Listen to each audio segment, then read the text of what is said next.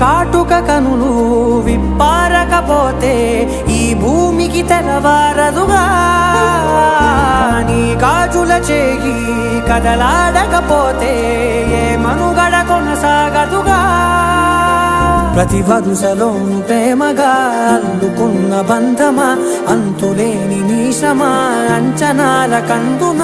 ఆలయాలు కోరని ఆదిశక్తి రూపమా నీవు లేని జగతిలో దీపమే వెలుగునా